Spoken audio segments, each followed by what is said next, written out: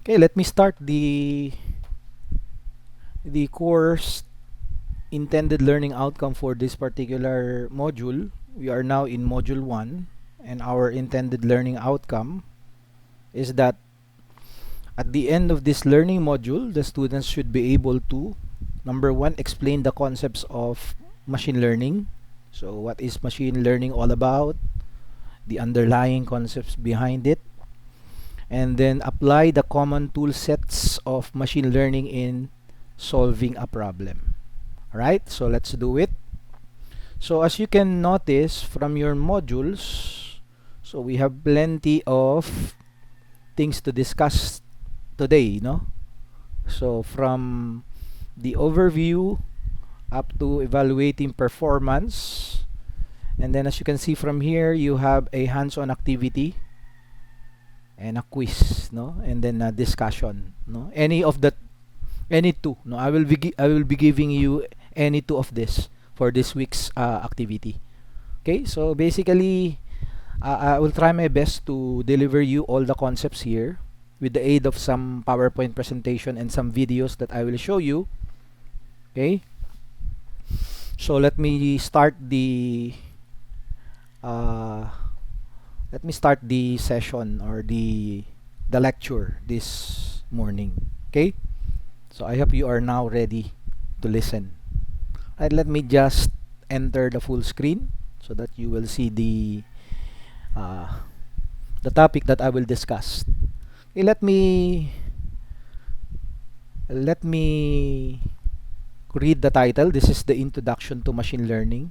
Okay, so our intended learning outcomes, as you have already heard, I will try to explain the concepts of machine learning, and you should be able to grasp the concepts of machine learning. Okay, and then apply the common tool sets of machine learning in solving a problem. I think before I can give you the uh, the PowerPoint presentation, I think I'm going to play a video for you. Okay, let me play this video. So what is machine learning? So this is a 5 minute video. What is machine learning all about? Okay, let me just play it for you.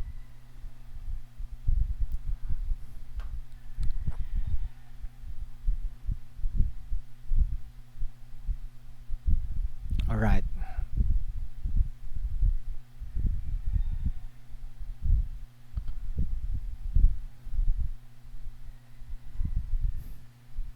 Just wait for it to load. The world is filled with data, a lot of data. Pictures, music, words, spreadsheets, videos, and it doesn't look like it's going to slow down anytime soon. Machine learning brings the promise of deriving meaning from all of that data. Arthur C. Clarke famously once said, "Any sufficiently advanced technology is indistinguishable from magic." I've found machine learning not to be magic, but rather tools and technology that you can utilize to answer questions with your data. This is Cloud AI Adventures. My name is Yufeng Guo, and in each episode we will be exploring the art, science, and tools of machine learning. Along the way, we'll see just how easy it is to create amazing experiences and yield valuable insights. The value of machine learning is only just beginning to show itself. There's a lot of data in the world today, generated not only by people, but also by computers, phones, and other devices. This will only continue to grow in the years to come. Traditionally, humans have analyzed data and adapted systems to the changes in data patterns. However, as the volume of data surpasses the ability for humans to make sense of it and manually write those rules, we will turn increasingly to automated systems that can learn from the data, and importantly, the changes in data, to adapt to a shifting landscape. We see machine learning all around us in the products we use today. However, it isn't always apparent that machine learning is behind it all. While things like tagging objects and people inside of photos are clearly machine learning at play, it may not be immediately apparent that recommending the next video to watch is also powered by machine learning. Of course, perhaps the biggest example of all is Google Search. Every time you use Google Search, you're using a system that has many machine learning systems at its core. from understanding the text of your query to adjusting the results based on your personal interests, such as knowing which results to show you first when searching for Java, depending on whether you're a coffee expert or a developer. Perhaps you're both. Today, machine learning's immediate applications are already quite wide-ranging, including image recognition, fraud detection, and recommendation systems, as well as text and speech systems too. These powerful capabilities can be applied to a wide range of fields, from diabetic retinopathy and skin cancer detection to retail, and of course, transportation in the form of self-parking and self-driving vehicles. It wasn't that long ago that when a company or product had machine learning in its offerings, it was considered novel. Now, every company is pivoting to use machine learning in their products in some way. It's rapidly becoming, well, an expected feature. Just as we expect companies to have a website that works on your mobile device or perhaps an app, the day will soon come when it will be expected that our technology will be personalized, insightful, and self-correcting. As we use machine learning to make human tasks better, faster, and easier than before, we can also look further into the future when machine learning can help us do tasks that we never could have achieved on our own. Thankfully, it's not hard to take advantage of machine learning today. The tooling has gotten quite good. All you need is data, developers, and a willingness to take the plunge. For our purposes, I've shortened the definition of machine learning down to just 5 words. Using data to answer questions. While I wouldn't use such a short answer for an essay prompt on an exam, it serves a useful purpose for us here. In particular, we can split the definition into 2 parts: using data and answer questions. These 2 pieces broadly outline the 2 sides of machine learning, both of them equally important. Using data is what we refer to as training, while answering questions is referred to as making predictions or inference. Now, let's drill into those 2 sides briefly for a little bit. Training refers to using our data to inform the creation and fine-tuning of a predictive model. This predictive model can then be used to serve up predictions on previously unseen data and answer those questions. As more data is gathered, the model can be improved over time and new predictive models deployed. As you may have noticed, the key component of this entire process is data. Everything hinges on data. Data is the key to unlocking machine learning, just as much as machine learning is the key to unlocking that hidden insight in data. This was just a high-level overview of machine learning, why it's useful, and some of its applications. Machine learning is a broad field, spanning an entire family of techniques for inferring answers from data. So in future episodes, we'll aim to give you a better sense of what approaches to use for a given data set and question you want to answer, as well as provide the tools for how to accomplish it.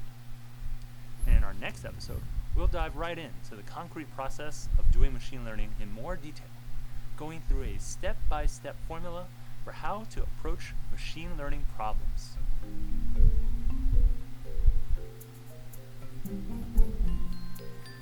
Okay.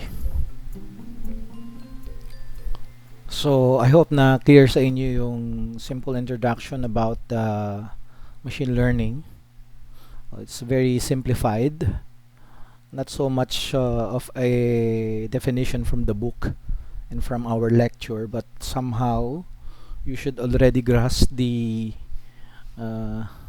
some concepts about machine learning, right? So from this lecture, so every time I will have to enter in the full screen mode, I cannot see your reactions, no? So you're free to to talk, okay, but one student at a time, no? And also you're free to send messages here, but I doubt if I can see the maybe I can do it this way, because I want to see your reactions, no? If there are some questions in our lecture, I will not see the students messages, so I want to see the students messages. Maybe I can just do it like this. Oh, I cannot. So maybe, okay, what will I do? Okay, anyway, I will have to do is this way, no? So let me introduce to you our lecture. So basically, what is a machine learning. So basically, from the video that you have seen, it says us that it's machine learning is using data to answer questions, right? So basically, it's true. But in some books, you will see that it's a field of study, okay? And it harnesses principles of computer science and statistics to create models, no? Statistical models. So basically, getting from the simple definition of using data. So how can you use data? You need computer science and statistics, okay? And to answer questions, you need to create statistical models, okay? And another definition by Murphy, it's a set of methods that can automatically detect patterns of data. So basically, we are using data and then use the uncovered patterns to predict future data. Okay, so that's answering question, okay, or answering questions. So that is by prediction, okay, or by inference, or to perform other kinds of decision making under uncertainty. So it also allows computers to find hidden insights without being explicitly programmed where to look. So machine learning allows computers to learn and infer from the data. Okay, so we're actually using the data and answer questions from coming from the data, right? So these machine learning models are used to do things, two things actually. So ayan, nakita na natin kanina from the video, we can make predictions. So these are future based on the data about the past. Okay, and then we can inference. What's the meaning of inference? To discover patterns in data. Okay, so depending on the data that we have, what is the pattern? No? Is it a straight line? Is it a curve?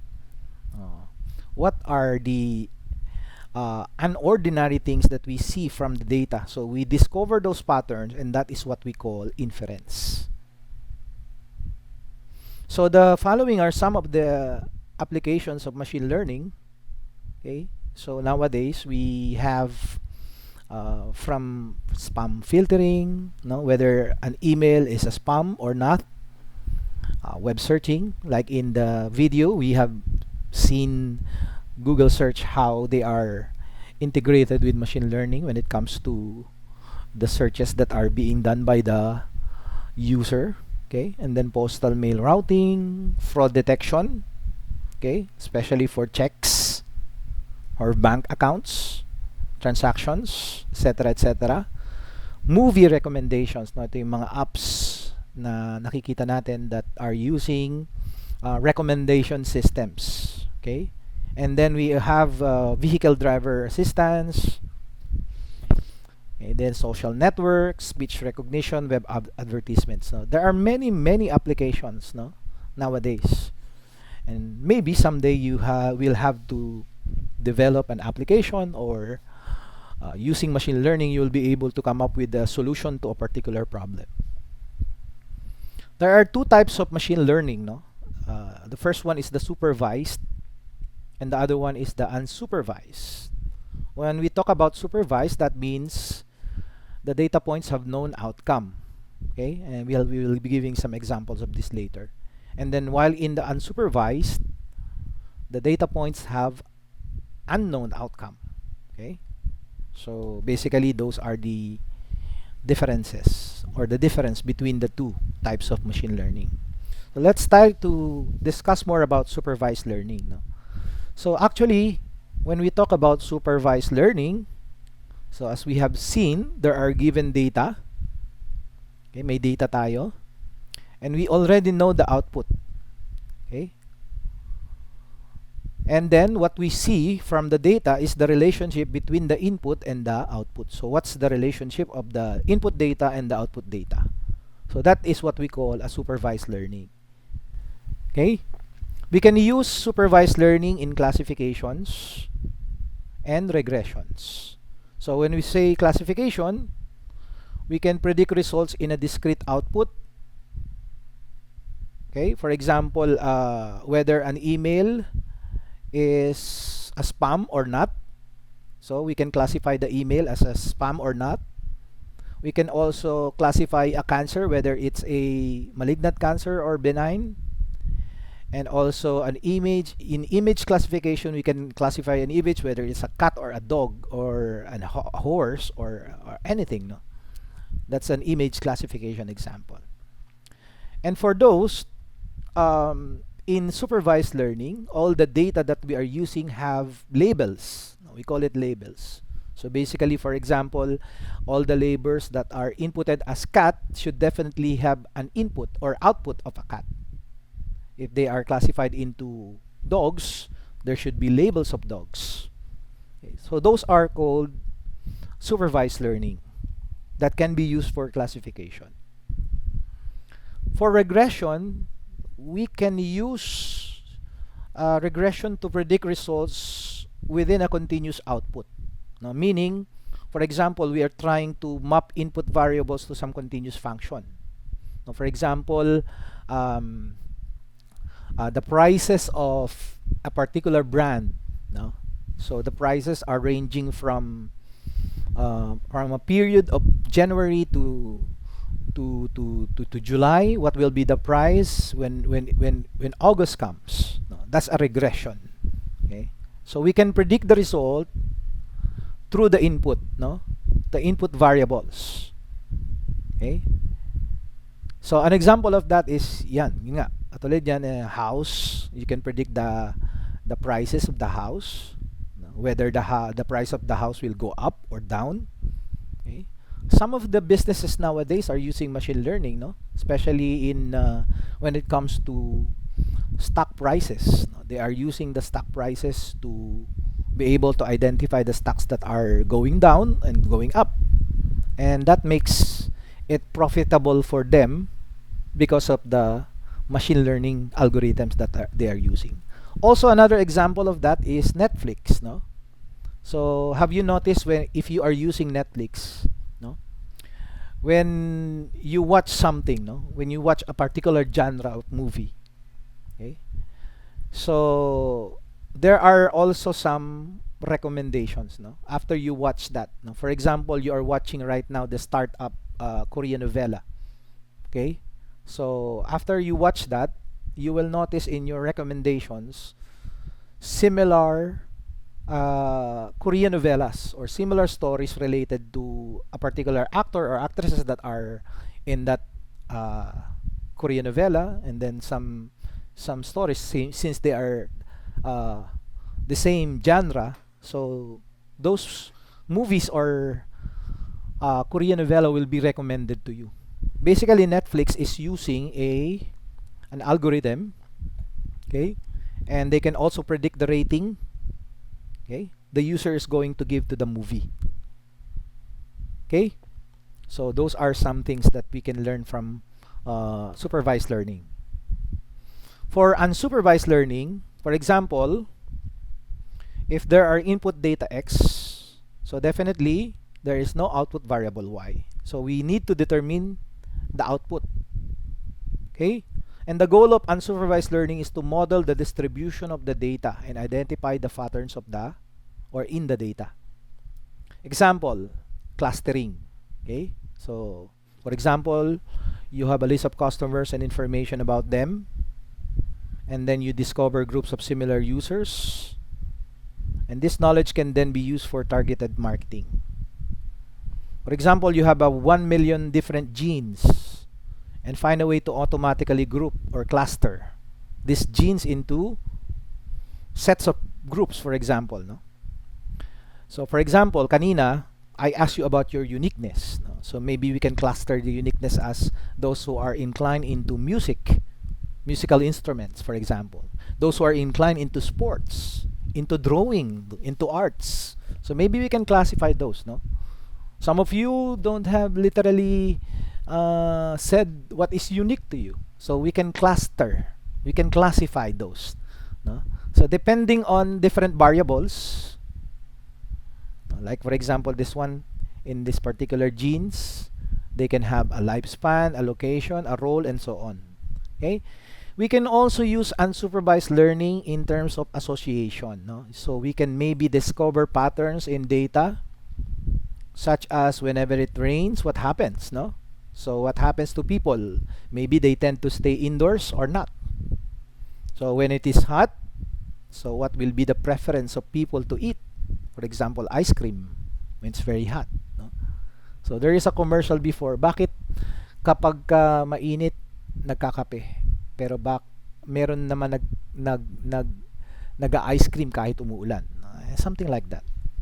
Okay? So we can know the associations. So those are some of the examples of unsupervised. Now getting back to supervised, these are the things that we can do. We can classify things. We can predict the points of a function, and then when it comes to unsupervised learning, we can use clustering or grouping and association. We can discover patterns. And then, of course, to be able to understand more about machine learning, we need to sink in this particular vocabularies. No? For example, what is a target? What are features? And what are example? So remember, the target is the category to be predicted, or the value of the data to be predicted. Usually, it's a column, no? It's a column. The column to predict. For example, in case of the prices, no? Sa prices, meron tayong input data, mga variables, no?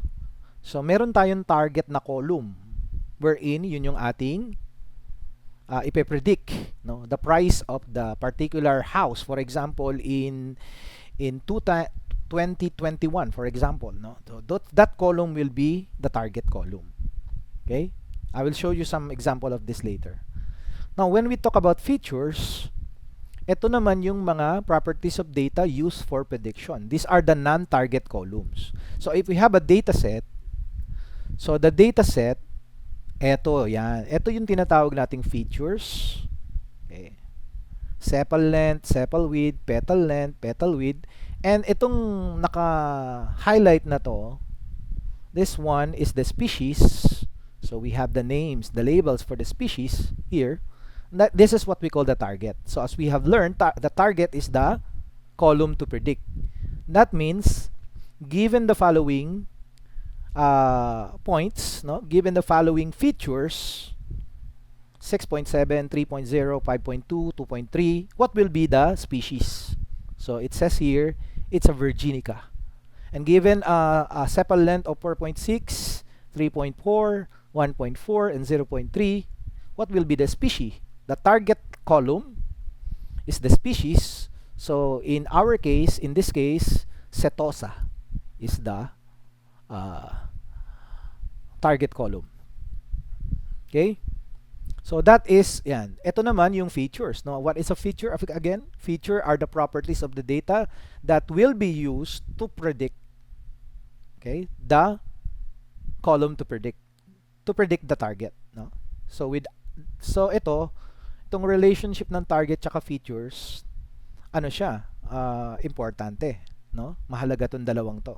Hindi pwedeng wala yung target, may feature ka. Okay? So kailangan, kung meron kang target, you should rely on the features. Okay? And then, when we talk about example, this is the single data point within the data. Yung minention ko kanina, so yan yung example ng example. Okay? So these are the points.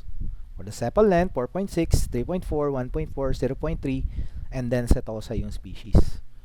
This is an example. So basically, those are some common vocabulary of machine learning that you should remember always.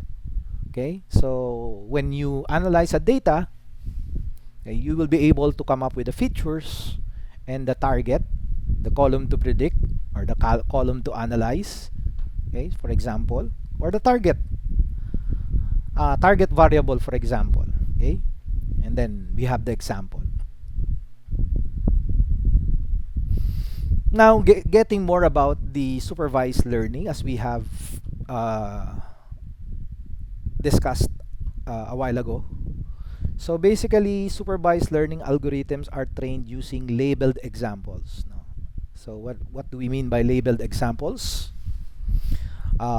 Labeled examples means the data sets has a name. That's why it's called a label. No? For example, we have plenty of images of dogs. And those dogs, even though they are different from one another, from one image to another image, but they are also categorized in a labeled manner. Okay, for example, they are categorized as a dog. Okay, that's a labeled example of supervised learning algorithm. Okay, so definitely the input, okay, are all labeled, and you will be able to come up with the known output. So definitely you should know the output is, whether it's a dog or not, or maybe it's a dog or a cat, if it is a classification. Okay, or maybe it's a spam or a legitimate email, maybe it's a positive or negative review. Okay, so basically we have a positive label and a negative label, so definitely the output is labeled as well, no? So definitely it can be a positive or a negative movie review, or a spam or a legitimate email. So that is what supervised learning, no? And they are most commonly used in applications where historical data predicts likely future events. Okay? Examples, ayan, na ano na natin to kanina. Actually, na doble lang to, but definitely you can still review about classifications. So basically, classification means you are targeting a variable in a category, no? A categorical manner, no? So maybe it can be classified into classes such as class A or class B ba yan? Okay? So it can be categorized in colors, or is it a disease or a non-disease? Is it a spam or not spam? So it's, you are classifying something, no? So when it comes to the severity of a disease, it can be malignant or benign. Okay? So again, for regression, we already know about this. No, I have already mentioned you about this. It's about predicting the future, no, based from the past data. Okay, so for your target variable, if it is continuous, the output is numeric, basically. Okay, so if it predicts results with a continuous output, meaning we are trying to map input variables to some continuous function. Okay, like in my dissertation, I used a regression, no, a regression, but I used, instead of machine learning, I used deep learning. Okay, and I use convolutional neural network for the deep learning. Okay, maintindihan nyo rin yun, no, in the future, in your future courses. Okay, so for the unsupervised learning, so basically, so these are the definitions coming from the references such as MathWorks and Science Direct. This is a paper. If you want to click this one, so you can get the paper from Science Direct. So unsupervised learning, according to the example, is a type of machine learning algorithm, and it's used to draw inferences from datasets consisting of input data without labeled responses. So basically, parang bulag ito, no? Kasi yung isa merong label, yung supervised, ito naman unsupervised. Meaning the data has no label, no? Data has no label. Okay? But unsupervised learning methods are used in clustering, grouping. Okay? They are also used for detecting patterns or inferencing. We call it inference. Okay? So in data mining, so they are used for sequence and pattern mining. So basically, ito yung inference natin na tinatawag. In medical imaging, it can be used for image segmentation. Okay? We'll talk about this later, no? Itong image segmentation na to. And in computer vision, for object recognition. So what is this? Okay, what is this object? Is it a human or an animal or a tree, for example? Okay. So unsupervised learning algorithms are used to group cases based on similar attributes. So if they have similar attributes, for example, if we're trying to detect whether it's a cat or a dog, no, for example, what are the attributes of a cat to be able to detect that is a cat? Okay, so what are the patterns? What are the trends? What are the relationships in the data? Okay, so yun yung ginagawa pag unsupervised learning. Since hindi siya labeled, there is no way para ma-detect ng ng machine kung ano yung ating output. Okay? So how do we do that? We do that in unsupervised learning by learning the trends, the patterns, and the relationships in the data. So basically, that's the concept of unsupervised learning algorithms. All right, so this is a step, no? A process. So in machine learning process, we have the following example. Okay, the first thing that we should be able to do, okay, that we should do actually, no, to be able to come up with a machine learning is to actually obtain a data. We need to have a data. No, without the data, if you remember the video that I played a while ago, it's a 5-minute video. It says there that machine learning is using data. So without the data, we don't have a machine learning to do. Okay, so basically data acquisition is important. And then not all data are perfect. So we need to clean the data. Okay, so meron tayong definition nito later, no? Sa medyo sa summarize lang natin tong illustration na to. Then after the data is clean, we need to split the data into two. We need to split it in a test data, okay, and a validation data. Okay, so why do we need a training data and a validation data? So that we can create a model. Okay, so the data will be split into two. We call it the validation data and the training data.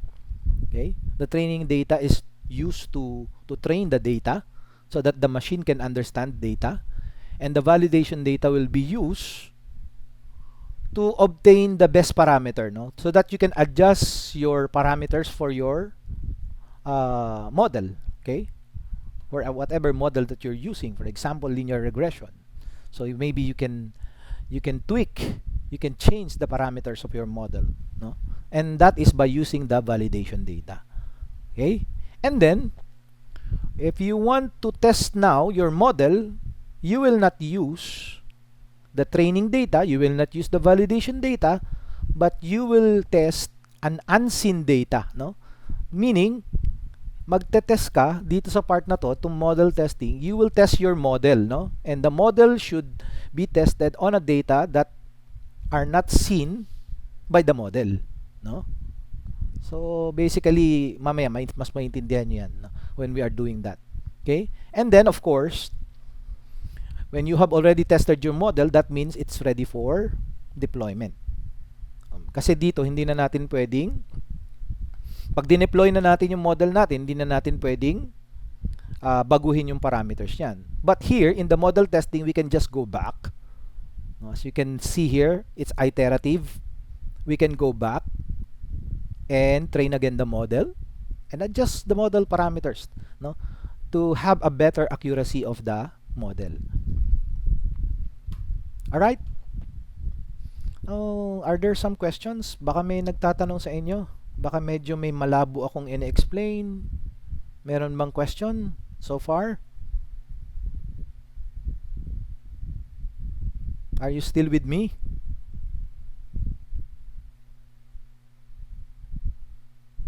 Okay, nan po. Thank you for your replies. Okay, thank you. Thank you sa mga nag-reply. Sa mga hindi nag-reply, thank you rin sa hindi nyo pag-reply sa akin. Okay, sige. Okay. Thank you. Okay, let's continue. Okay. So again, Okay, ito na 'yon. Ito na yung inisa-isa na natin siya, no? Ano yung mga process ng machine learning. First one is the data acquisition, no? Well, in data acquisition, of course, we can collect different types of data, no? Such as file, no? We can take a file, we can take data from a file, we can take a data from the database, of course. We can also get data from the sensor, no? This is a physical sensor. For example, yung temperature, or temperature sensor, or humidity, or the speed of an object, for example. So we can get those data, no? And from many other sources. And there are different sources of data, no? It can be found in files such as emails, documents, presentations, spreadsheets, PDFs, HTML, and plain text files. No, nowadays, meron tayong tinatawag na web scraping o web scraping. So we can also gather data from the web, no? For example, yung Twitter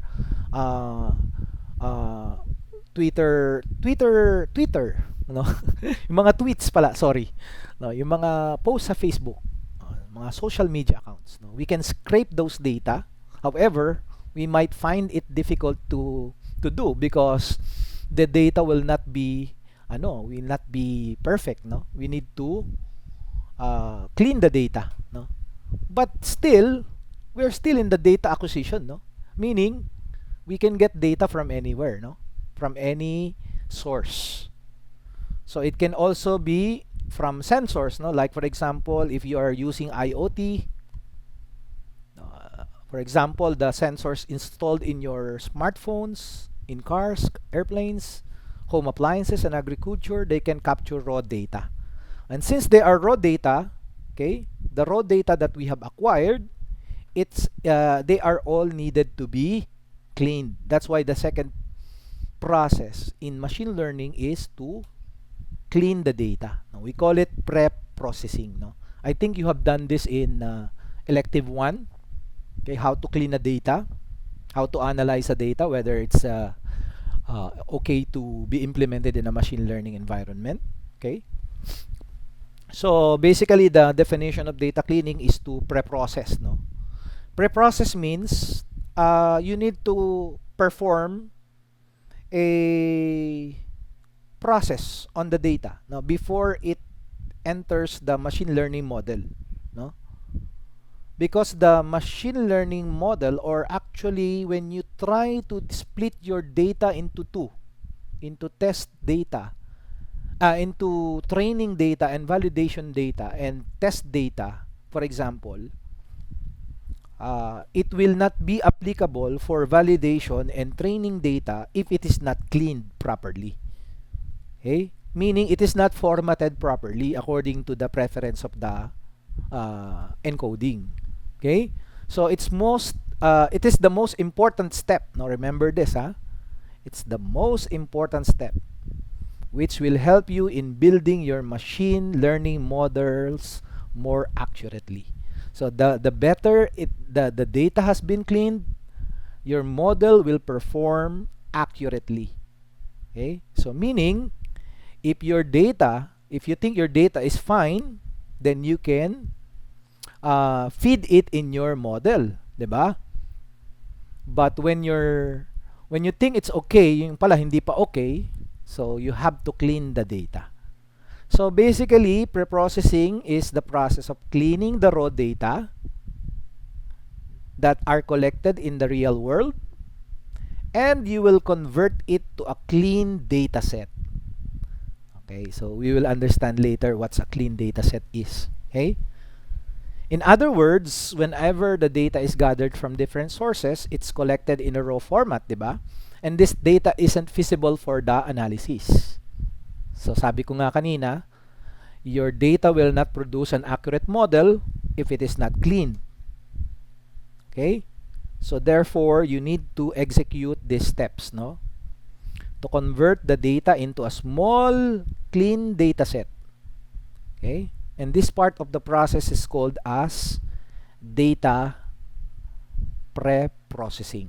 For example, When you download a data set from World Health Organization about COVID-19 cases, so you will see a lot of cases around the world, no?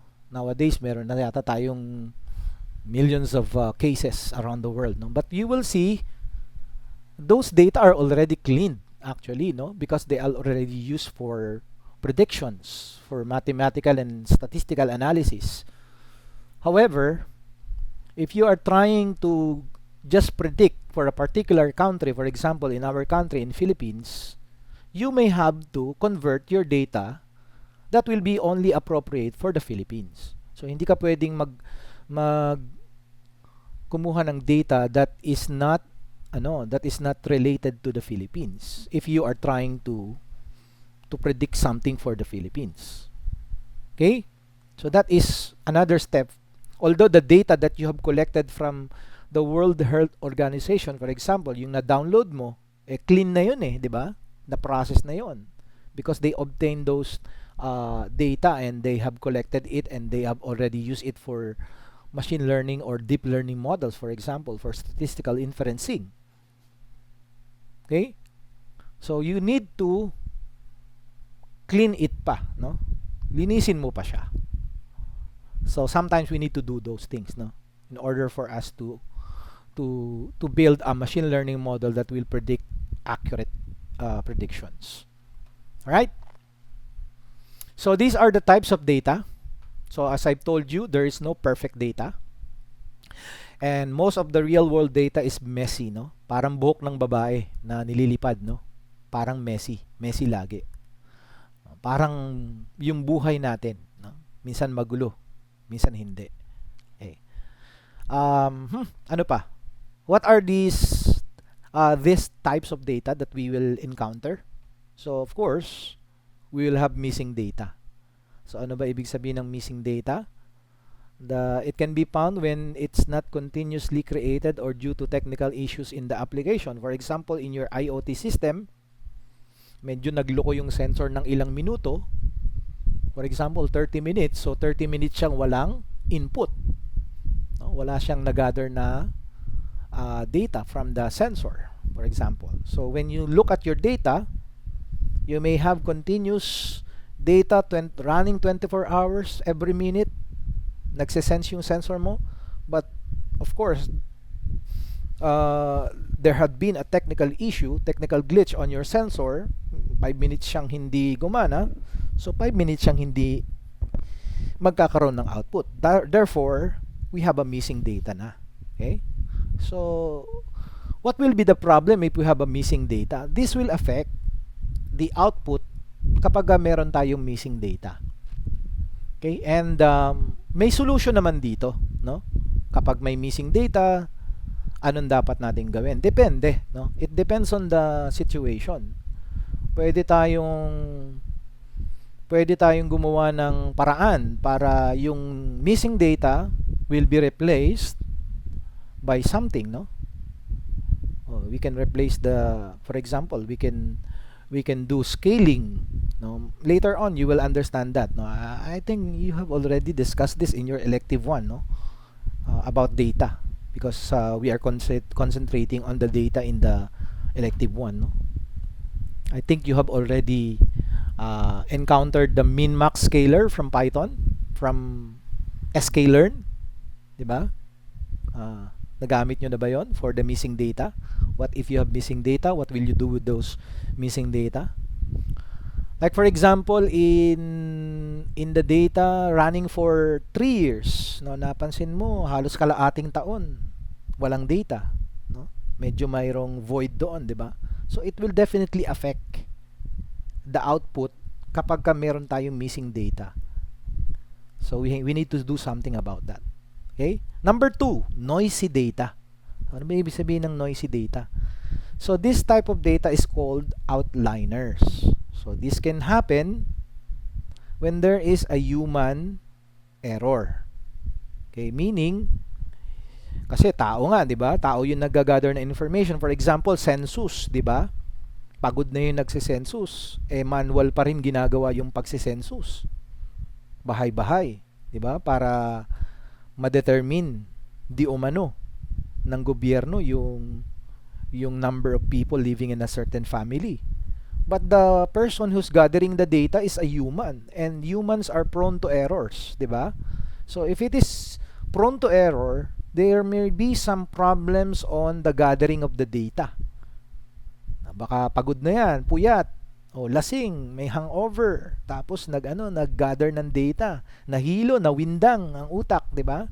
So medyo may problema doon, okay? Or sometimes it may not be human, it may be technical problem. Like for example, yun nga yung example natin dito sa itaas, no? If some sensors are experiencing some glitches, some problems on the time of the collection of the data. So there may be some discrepancies. Not only discrepancies, there may be some redundancies on the data. Yan.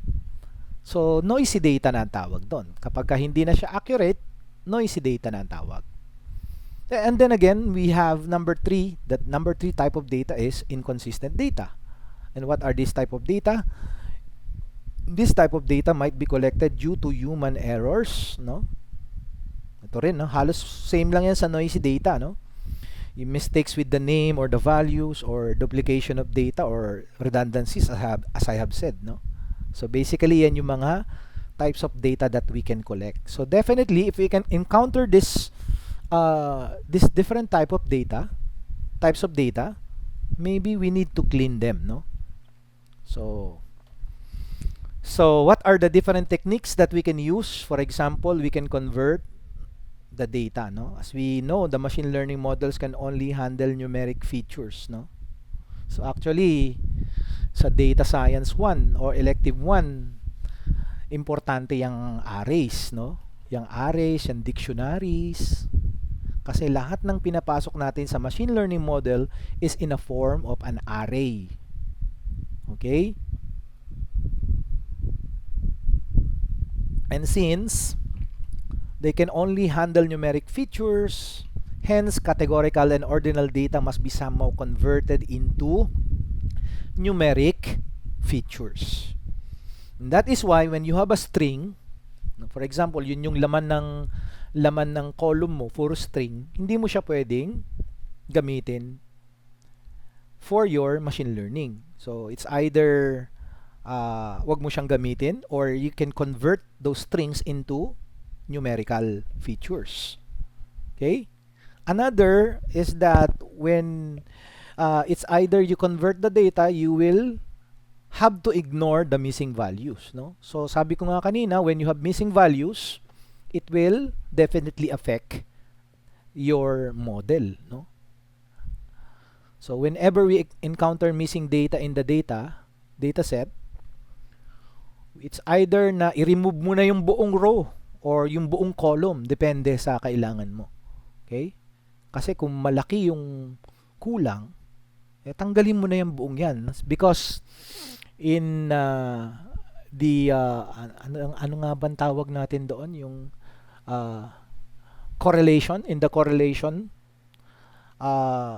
it will not be correlated to the target, no? Kung yung feature mo ay punong-puno ng missing values. So this method is known to be efficient, no, when you remove rows or columns, but ito yung problema. It should not be performed if there are a lot of missing values in the dataset. So if there are many missing values in the dataset, you need to fill in the missing values. Okay? So whenever we encounter missing data in the dataset, we can fill the missing data manually.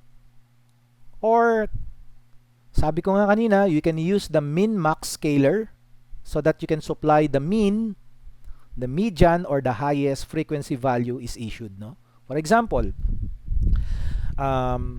for 3 successive months, January, February, March, merong isang month doon na kulang, no? So we take the average of the 2 months and we supply those values to the missing month.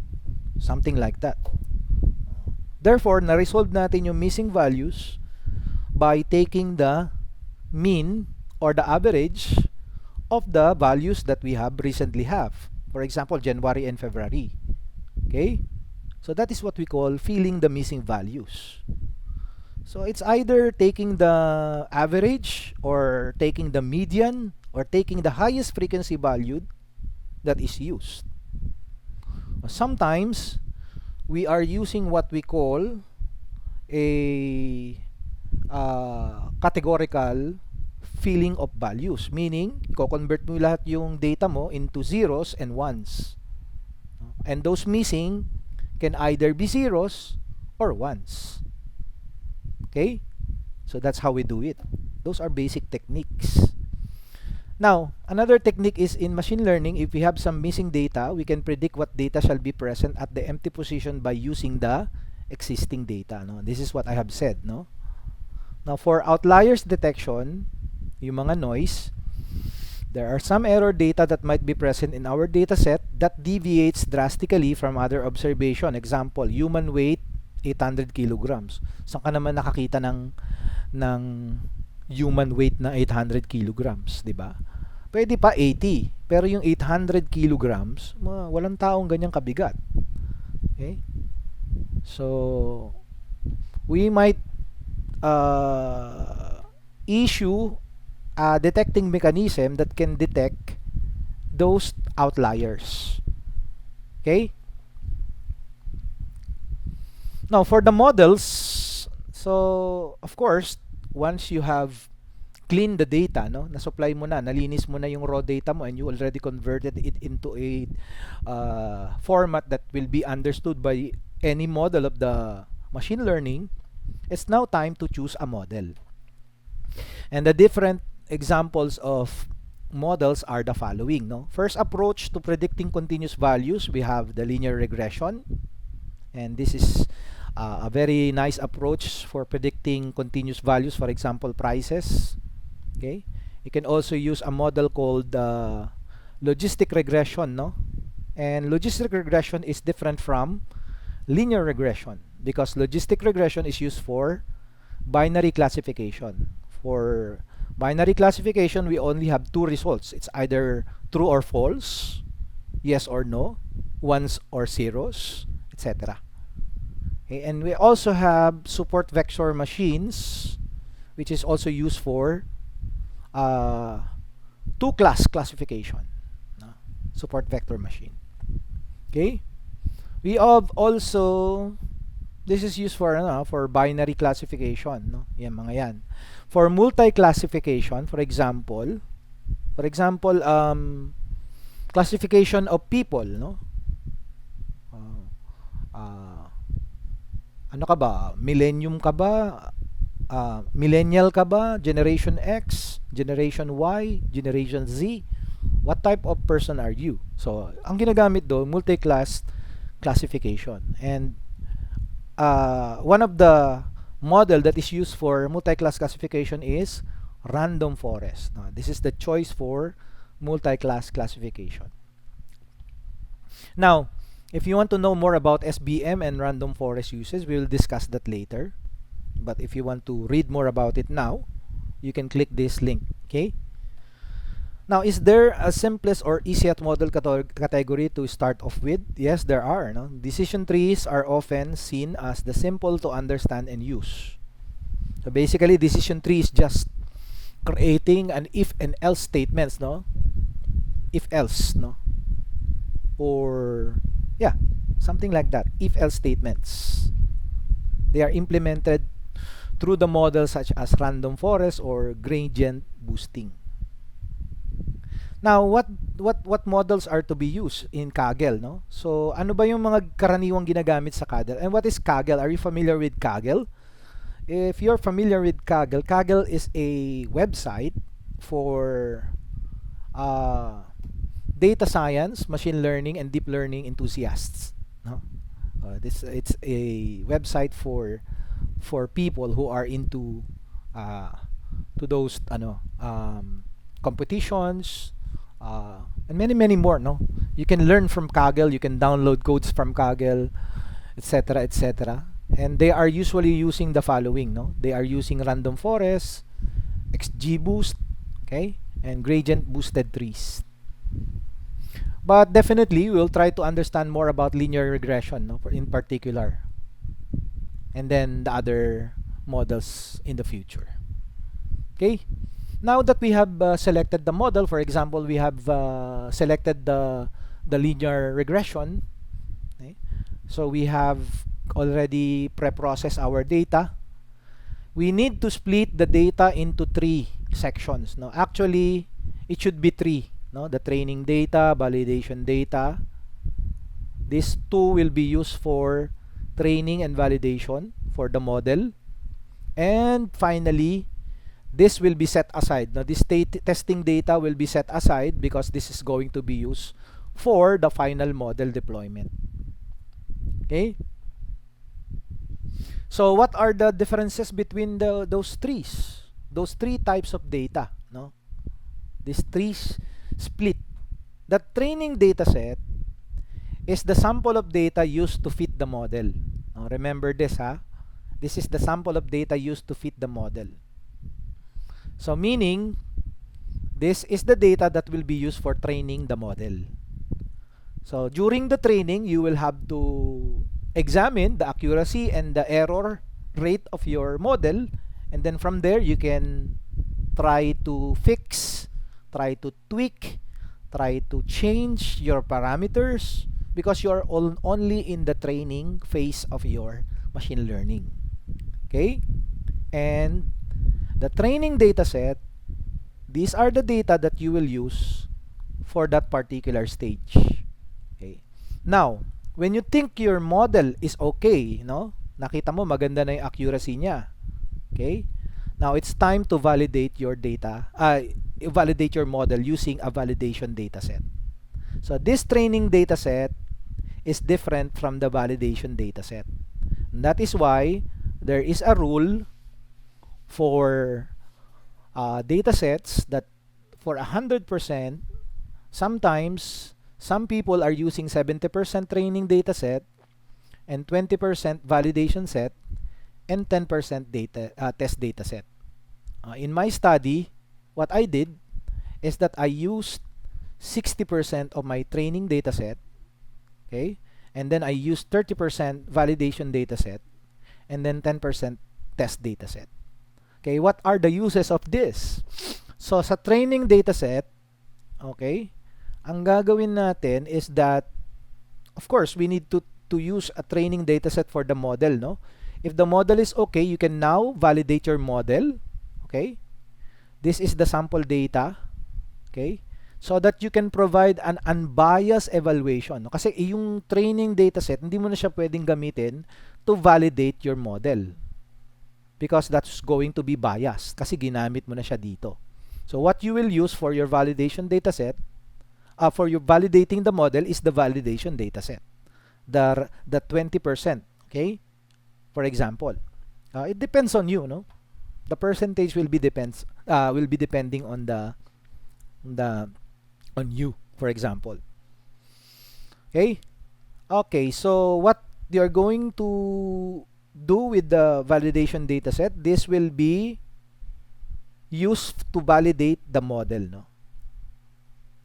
From here, you can also do some hyper parameter tuning. Okay? So, tuning the parameters. We call it tuning the parameters, wherein you can tweak the different parameters like the learning rate, the number of strides, etc., etc. Okay? And the evaluation becomes more biased as skill on the validation dataset is incorporated into the model configuration. Finally, no, kapag ka na make sure mo na okay na yung model mo, no? Okay, na-train mo na siya using training dataset and na-validate mo na yung model mo using validation dataset. From here, pwede ka pang mag-iterate dito. Pwede mo pang ayusin yung model mo. Pero kapag ka na-finalize mo na, maganda na yung accuracy ng model mo, okay, i-deploy mo na siya, ang gagamitin mo na ay test dataset. This is the sample of data used to provide an unbiased evaluation of the final model. Final model na to, meaning whatever is the result of the accuracy or the error of this particular model, wala ka ng pag-asang baguhin pa yon. Bakit? Kasi it will be biased kapag inulit mo na. And that means your model, hanggang doon na lang yung model mo. Kasi final model na yon, no? Final model na yon. Okay, any questions so far? Questions so far? Wala daw, walang question, no? 5-minute break tayo, mga kaibigan. We'll come back at 12:32. We'll come back at 12:33 pala. Ayan, 12:28 na. We'll come back at, I will be posting the recording